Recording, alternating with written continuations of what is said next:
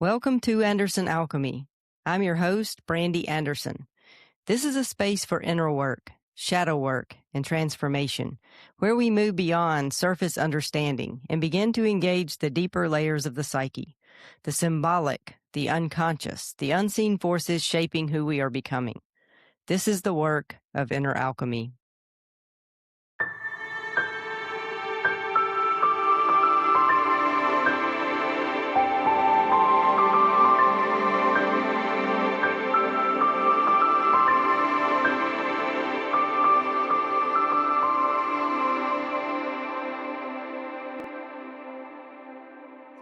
Hello, everyone. In light of my forthcoming book, Transcending Church, which will be available October 6th, I want to talk about some of the themes that I cover in the book. So from now until the release date, I'll be discussing chapters from Transcending Church to give you a taste of what it's about and also to help you engage with the work once it's released. Transcending Church, following Christ out of the system and into the sacred, is for people who feel like they've outgrown traditional Christianity, but they don't want to lose Jesus in the process. It explores how faith can move beyond rigid beliefs and into a direct experience of God while drawing on Jungian psychology, mysticism, and the symbolic meaning of Scripture. It's really about moving from religion to transformation. It's the book I wish I'd had when I was leaving evangelicalism. It shows that you don't have to choose between intellectual honesty and a meaningful spiritual life. So, to begin, I just want to say that if we're going to understand where we're headed, we have to go all the way back to where the story begins. Because the way we understand the beginning shapes the way we understand everything that comes after it. And one of the most pressing problems with the theological framework many of us inherited was that we got off on the wrong foot. We were given an interpretation of the Genesis creation account, a particular lens through which we filtered the story of Adam and Eve, the garden, the serpent, the tree of the knowledge of good and evil, and what we've come to understand as the fall. For those who were raised in the church, an entire belief system was built around these interpretations, which often shapes the course of our lives in profound ways. Mainstream Christianity tells us that humanity began in a state of perfection in the Garden of Eden, and then Adam and Eve disobeyed God, eating from the tree of the knowledge of good and evil, and everything fell apart. Humanity became sinful and separate from God, and the rest of the biblical story is essentially about repairing the damage that happened in Genesis 3. But that isn't actually the story Genesis is telling. The garden isn't about human depravity. It's about the emergence of human consciousness. The Genesis account is a movement from unconscious unity into the experience of separation, so that eventually we can awaken into an integrated consciousness.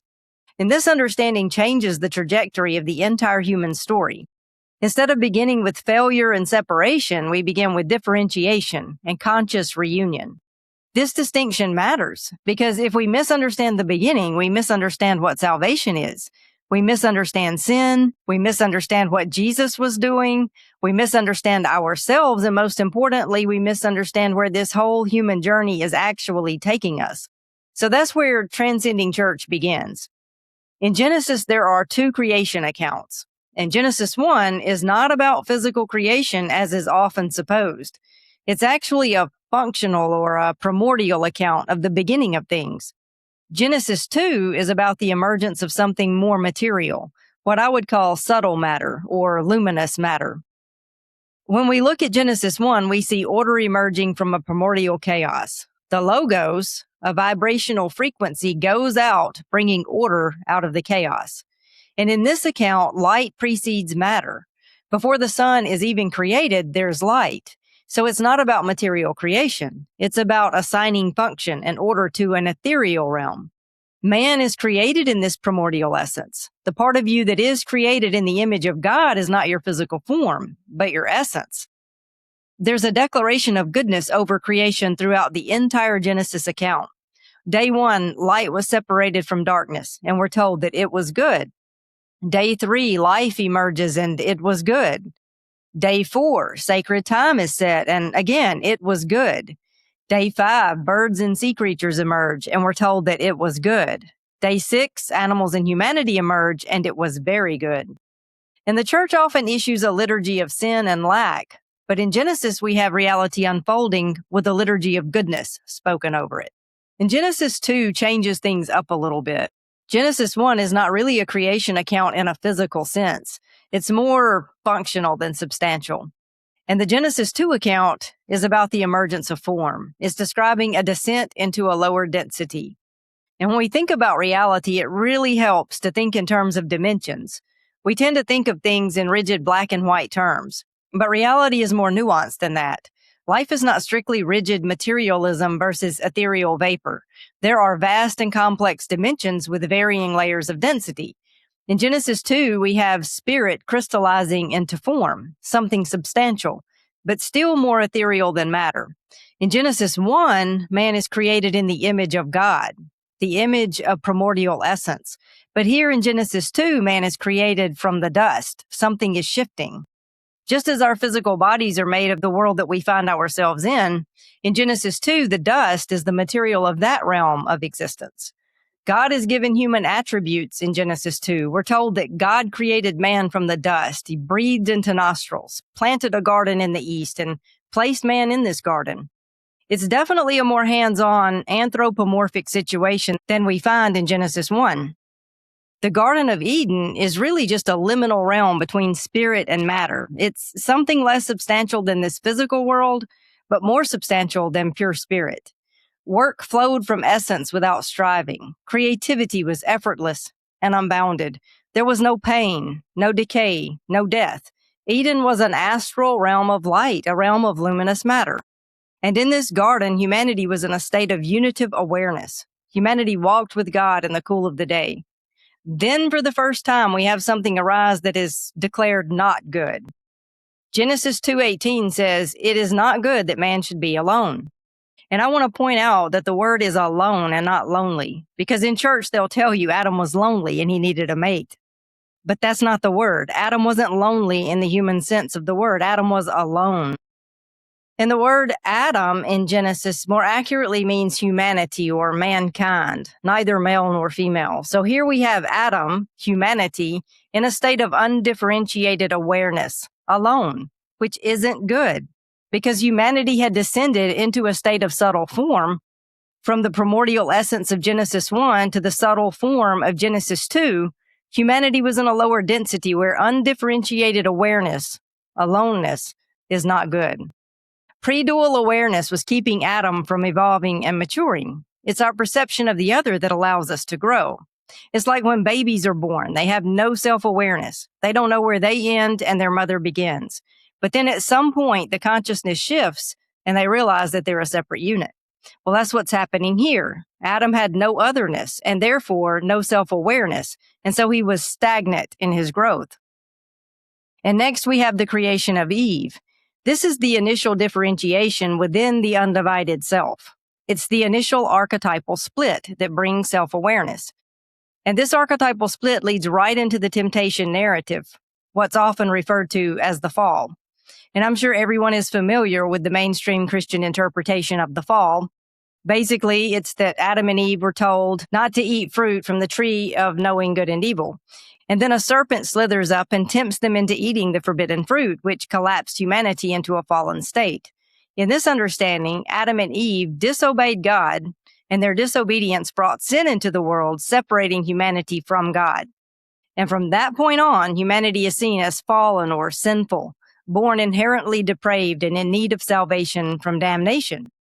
The mainstream interpretation conflates the serpent with Satan, an evil infiltrator who lured the couple away from God. The serpent is framed as something malevolent, but in reality, more is going on with the serpent than is often recognized. And I'll get into the serpent in the next episode. For now, I just want to say that the story becomes very different when we stop assuming that differentiation is the same thing as a fall. Because remember where we were just before the serpent enters the story. Humanity begins in an undifferentiated state. Adam is alone, not lonely, but without another. And God says that this is not good. So differentiation begins, then one becomes two, self and other emerge, and then almost immediately the story moves toward the tree of the knowledge of good and evil.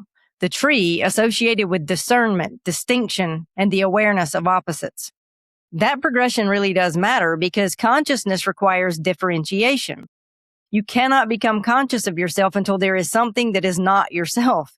You cannot perceive light without darkness, self without other, inside without outside. Consciousness emerges through the capacity to distinguish. And that means we need to be very careful about calling everything that happens next simply a catastrophe.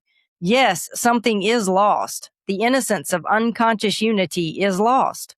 But something is also gained, awareness. Adam and Eve's eyes are opened. And once consciousness emerges, you cannot simply crawl backward into unconscious innocence. The journey has to continue forward, which is why the cherubim with the flaming sword was set to guard the way back into the garden. There's no going back once awareness begins to arise. And that's really the larger trajectory that I'm tracing in Transcending Church. The human story doesn't begin with perfection followed by catastrophic failure, leaving God to figure out how to repair what humanity ruined. It begins with unconscious unity moving toward differentiation and ultimately toward the possibility of a conscious unity. Those are two very different kinds of oneness. The infant who hasn't yet differentiated from its mother experiences a kind of unity, but it's not the same thing as two differentiated people consciously entering into relationship. And I think something similar is happening in the biblical story. Eden represents an original unity, but it isn't yet the mature union toward which the story is moving. The goal isn't to get back to the garden. The goal is to move through differentiation, through the knowledge of opposites, through the experience of separation, and eventually awaken to a deeper unity in which differentiation isn't erased, but integrated. And if that's true, then salvation starts to mean something very different. Salvation isn't primarily God rescuing depraved human beings from the consequences of an ancient mistake. It's the awakening of humanity into what we were always becoming. And that brings us back to the enigmatic figure standing at the threshold of this transition, the serpent. Because if we're going to rethink the so-called fall, we have to take another look at the character Christianity is traditionally cast as the villain of the story. Who or what is the serpent? Why is it there? Why is it associated with the awakening of human consciousness? And is Genesis itself actually telling us that this serpent is Satan? That's where we'll pick up next time, because once we take a closer look at the serpent, the story gets a whole lot more interesting. If you enjoyed this episode and want to support my work, you can do so by subscribing to my Substack. The link is in the show notes below. You can also subscribe to this podcast on YouTube, Spotify, or Apple. If you have any questions or comments on today's episodes, feel free to jump into the comments on Substack. Thank you for joining me for this episode of Anderson Alchemy, and as always, cosmic blessings and peace.